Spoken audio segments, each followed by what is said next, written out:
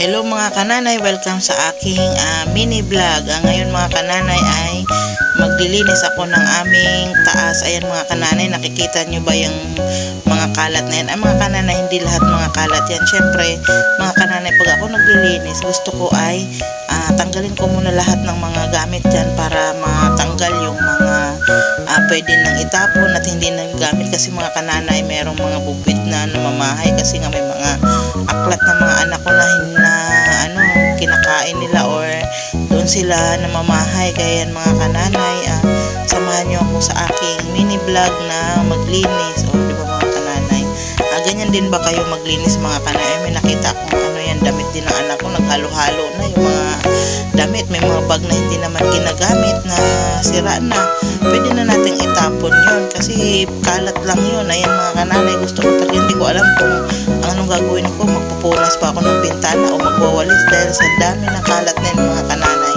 Hindi ko na alam kung anong uunahin ko dyan. O diba, pati mga mga tupperware ko mga kananay, nandiyan na rin, halo-halo na lahat. Pati mga ayan mga kananay, hindi pa pala ako tapos dyan mga kananay. Ayan pa, dyan pa sa drawer na yan, may nakita akong mga bubwit dyan na maliliit. Dyan sila namamahay. Kaya yung mga picture na iba, pinagkakainan nila, yung mga tinatago ng mga anak ko na mga kung ano-ano, mga K-pop na mga picture, mga gamit. Ayan, may nakita akong daga dyan mga kananay na maliliit. Ayan, tumulong na yung isa kong anak na para kunin yung maliit na bubwit. Ayan mga kananay, nakuha ko na siya mga kananay, nilagay ko na dyan sa bote na yan.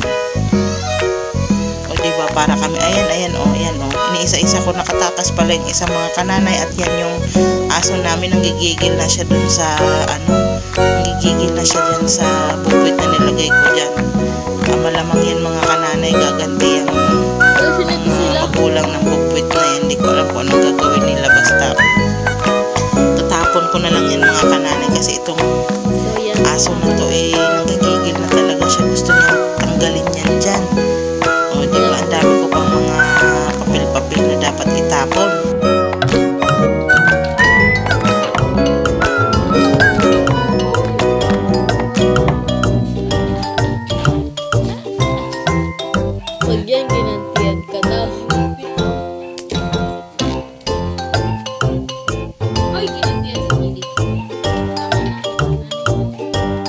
Ito mga kananay, galing pala ako sa baba kasi nilinisan ko yung electric pan ng itong electric pan ng mga anak ko. Ayan, kinakabit ko na siya kasi maalikabok na, tsaka mabilis lang dito malikabok sa amin mga kananay. Kaya talagang dapat halos linggo-linggo or malinisan na mga busy kasi sila, kasi nga mga nag-aaral sila. Ayan, dahil wala akong trabaho, ayan, maglilinis na lang muna ako dito sa bahay. Maraming dapat gawin dito sa bahay. Ganito naman talaga lagi tayong mga nanay, laging busy, hindi natatapos ang mga trabaho.